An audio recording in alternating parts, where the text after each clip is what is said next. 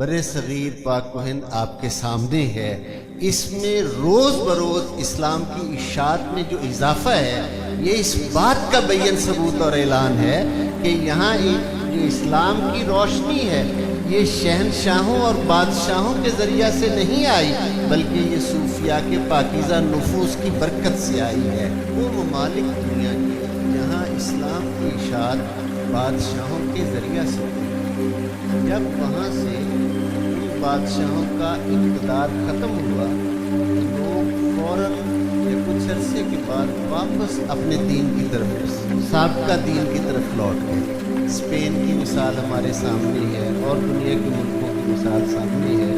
جیسے مسلمان بادشاہوں کا دور ختم ہوا، لوگ کرسچینٹی کی طرف، عیسائیت کی طرف اور دیگر اپنے پہلے مذاہب کی طرف لوٹ گئے۔ برِ صغیر پاک و ہند آپ کے سامنے ہے۔ اس میں روز بروز اسلام کی اشاعت میں جو اضافہ ہے، یہ اس بات کا بیان ثبوت اور اعلان ہے کہ یہاں جو اسلام کی روشنی ہے یہ شہنشاہوں اور بادشاہوں کے ذریعہ سے نہیں آئی، بلکہ یہ صوفیاء کے پاکیزہ نفوس کی برکت سے آئی ہے۔ سورج اقبال نے کہا تھا، نہ پوچھ ان خرقہ پوشوں کی، ارادت ہو تو دیکھ ان کو، یدے بیضا لیے بیٹھے ہیں اپنی آستینوں میں۔ اللہ نے انہیں شانیں دی ہیں جس کی برکت سے یہ اپنے اخلاق، کردار اور عمل کے سبب سے لوگوں کو مسلمان کرتے ہیں۔ ایل کے گاوا ایک بہت بڑا لائر ہے ہندوستان کا، لاہور کا، لال کنیا گاوا۔ یہ علامہ اقبال رحمۃ اللہ علیہ کا دوست تھا۔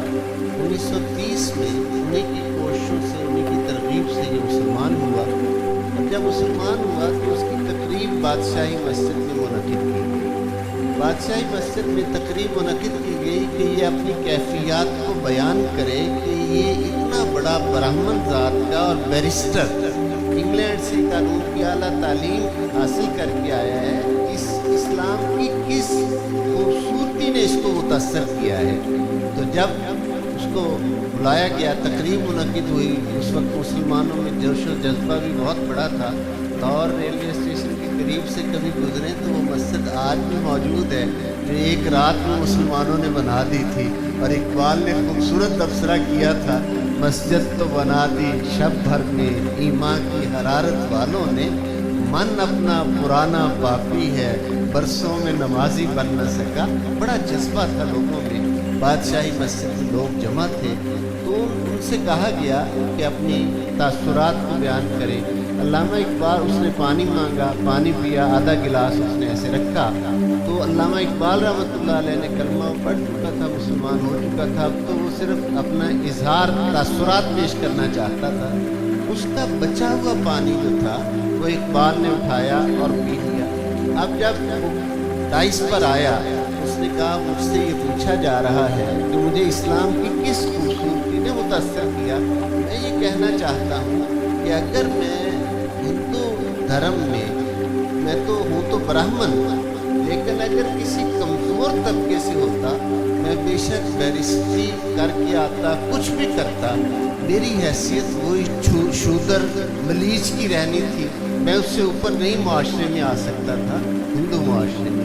اسلام کی یہ خوبصورتی ہے کہ جیسے ہی کوئی کلمہ پڑھ کے اسلام کے دامن میں آتا ہے، وہ کچھ بھی ہوتا ہے، فوراً اسلام اسے مسلمانوں کے برابر رائٹ دیتا ہے اور برابر کا حق دیتا ہے۔ ابھی کچھ دیر پہلے اقبال نے میرا پانی نہیں پینا تھا، جیسے ہی میں نے کلمہ پڑھا ہے تو میرا بچا ہوا پانی پی کر اقبال نے یہ ثابت کر دیا کہ اقبال نے مجھے اپنے برابر تسلیم کر لیا ہے اور مسلمانوں نے مجھے اپنے برابر حیثیت دی ہے۔ یہی وہ صوفیاء کا کردار ہے۔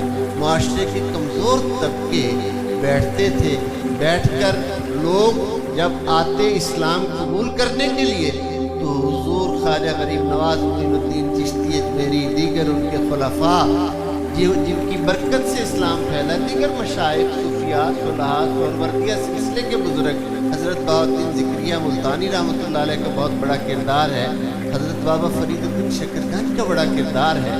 تو وہ اس نوبارد کو، آنے والے کو، اس کا تعلق کسی کمزور طبقے سے ہوتا، وہ اسے اپنے ساتھ دسترخوان پر بٹھاتے اپنے آقا کی سنت کے مطابق اپنے ہاتھوں سے سالن ڈال کے دیتے، اپنے ہاتھوں سے روٹی، وہ عزت جو اسے پوری زندگی پچھلے معاشرے میں نہ ملی تھی، آتے ہی جب اسی کی عزت نفس بحال ہوتی تو پھر کبھی بھی وہ لوٹ کر کفر کی طرف جانے کا خیال نہ کرتا، ہمیشہ ہمیشہ کے لیے حضور سید عالمین صلی اللہ علیہ وآلہ وسلم کے دین کا اور حضور کی پاکیزہ تعلیمات کا اور بزرگان دین کی محبت کا اسیر ہو جاتا ہے۔